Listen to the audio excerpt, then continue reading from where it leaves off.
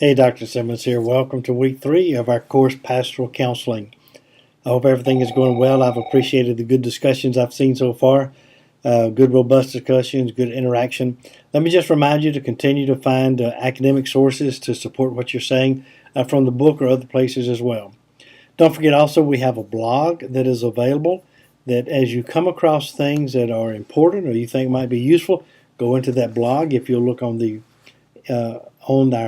your left-hand side as you're watching this video, if you look on the left-hand side, you'll say Info Blog. Click that and you can go there. Now, let me remind you that we have a group assignment coming up this week. If you click Groups, you'll see what groups you're in. You have the ability to have your own exchanges and whatever. What you need to do is select one person from the group to post on the group assignment discussion board.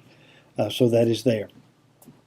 Let me remind you that you need to just continue to start working on your you're going to do one verbatim. Basically, this is just where you're having a discussion with somebody concerning pastoral care. And I just want you to record as best you can the verbatim. It needs to be about a 15 to 45-minute discussion, and record it as close as you can. Also coming up at the end of this month, you will have a journal article where you will need to log into the Wayland Library and review an article, a article that is an academic article related to pastoral care or pastoral counseling. Also, we're continuing to have discussion boards almost every time, so you need to pay attention to those. Let me remind you about the quizzes. I do deeply apologize that I did not receive my book in time to change those. Part of the problem I have is the book I've received is the latest edition. I did not get it until just before classes started. I barely had time to make changes to the syllabus. I was not able to make changes to the questions. Although the questions follow pretty closely the format of the old book, they're not exactly, and the page numbers will be off. So, I apologize. Unfortunately, once these are deployed, I'm not able to change them without getting the whole system all messed up. So anyway, they will not keep you from getting an A. In other words, if you only made 65 or 30, 65 or 72 or whatever, don't worry about it. I just want you to take them. I want you to make your best effort, but those will be sorted out in the end, and you can already see that.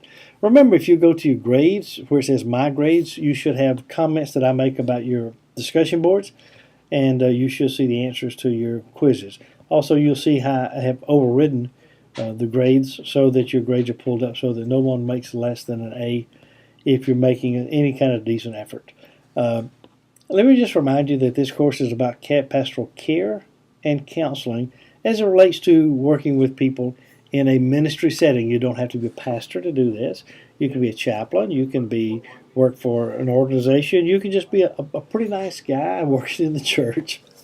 It's designed basically to help you, give you some skills for just the initial contact you'll have to make with people. Some things I think about are counseling with people who are in the hospital, counseling with people who have received bad news, counseling with people who are grieving, counseling with people who have lost loved ones. And basically the idea is just how to make the first initial visit or contact or two and have an idea of how to counsel with them. This is not a course in counseling skills. We're not going to be learning counseling skills. If you want to be a professional counselor, then you need to be in the Master of Arts in Counseling program, and I do teach in that because I have degrees. I have 3 graduate degrees in religion or divinity or theology, and have a graduate degree in counseling. So I like to be able to use all my skills to help you. But if you want to be a counselor, then you need to get a counseling degree. It alarms me sometimes that people who are in pastoral field feel that they have the skills to do counseling, and that's scary to me. It really is. Again, I've said this before. If a person walks into my office and I'm a pastor and says, "Oh, I have some chest pains," I don't diagnose those. I send them to the doctor. If a person comes into your office and is having some real serious emotional, traumatic issues, then you need to learn how to refer them and have some referrals that you can go to. One of the big issues, and I mentioned this in a discussion board, one of the real big issues with counseling people in your church is when you start listening to all of the things going on in their life and get heavily involved in that, and you're preaching on something, and you just happen to touch upon that, it doesn't have to be related to them at all, but they can feel that you're picking on them, or they're saying, "Oh, the pastor's told everybody; they all know about us."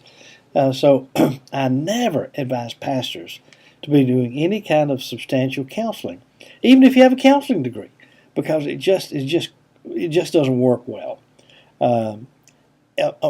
As Clint Eastwood says, "Is dirty Harry, a man should know his limitations," and so, or a woman, and so this is just an introduction to pastoral care with some counseling into it. Anyway, I've enjoyed this class. This is one of my favorite classes. I like teaching it. I was a pastor for a number of years. I was a chaplain for a number of years. I was a missionary for a number of years, a professor for a number of years, and I have a counseling degree. I'm ancient. But anyway, I'm just trying to share with you my experience. The course is not super academic. The course is very practical. I'm not having you write a 25-page paper at the end. Don't tell anybody that. Don't want to get myself in trouble. But, we're just trying to have learn some good skills. That's what this is about. So, welcome to week 3. Don't forget to get that group project going. Now, one person from your group needs to be selected to post in the group discussion board. If you look under your groups, you'll see what group you're in.